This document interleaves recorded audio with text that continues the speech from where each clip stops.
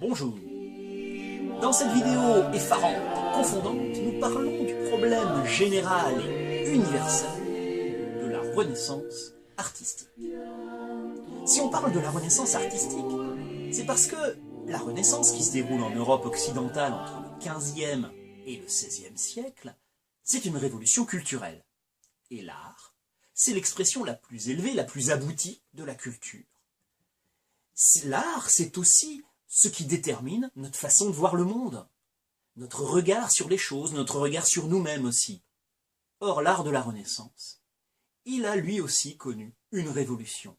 Et il a lui-même provoqué une révolution culturelle plus large en modifiant notre façon de voir le monde. L'art de la Renaissance est un art renouvelé. Renouvelé d'abord parce qu'il bénéficie d'innovations techniques. Il faut commencer par là. Il y a eu un progrès notamment des mathématiques.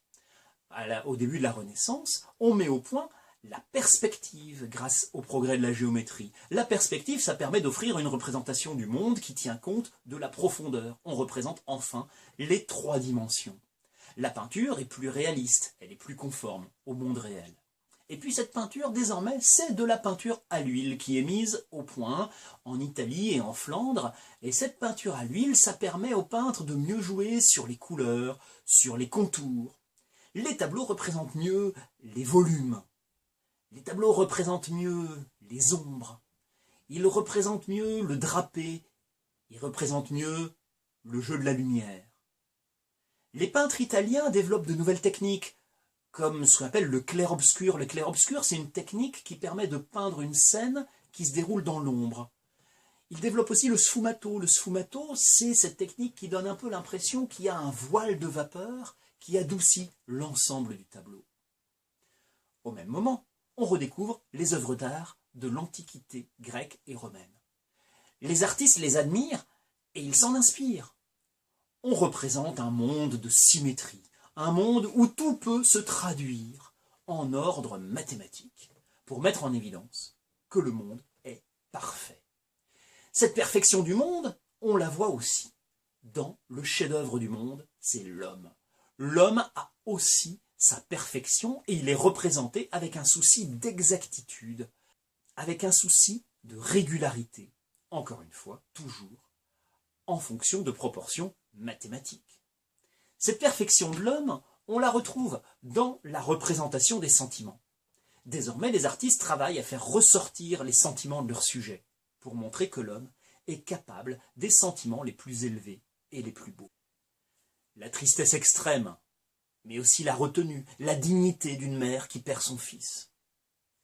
Le courage et la résolution, malgré la peur de celui qui sait qu'il doit affronter le plus grand combat de sa vie. En fait, en faisant cela, les artistes de la Renaissance contribuent à diffuser une image positive de l'homme et du monde. Les artistes de la Renaissance, ce sont des humanistes, c'est-à-dire des penseurs qui utilisent l'art pour faire admettre à tous que l'homme n'est pas une créature maudite condamnée par Dieu à souffrir, mais au contraire, que l'homme est le représentant de Dieu sur terre. En créant Adam, le premier homme d'après la Bible, Dieu lui confie la terre et il lui transmet son énergie pour accomplir son œuvre ici-bas. Il le regarde avec un regard paternel de confiance qui montre qu'il croit en lui. L'homme est doté par Dieu d'une intelligence qui lui permet d'apprendre, de comprendre aussi bien les réalités de la terre que celles du ciel. L'homme est remis à l'honneur par les artistes de la Renaissance. Ils font donc des portraits, et eux-mêmes d'ailleurs ils sortent de l'anonymat, ils signent leurs œuvres, et on connaît leurs noms, à la différence de la plupart des artistes du Moyen-Âge.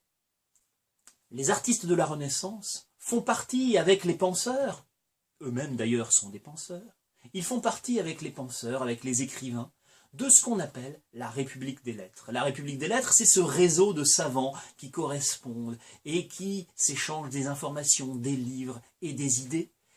Des savants qui veulent croire que le monde ne peut que progresser grâce à l'intelligence humaine.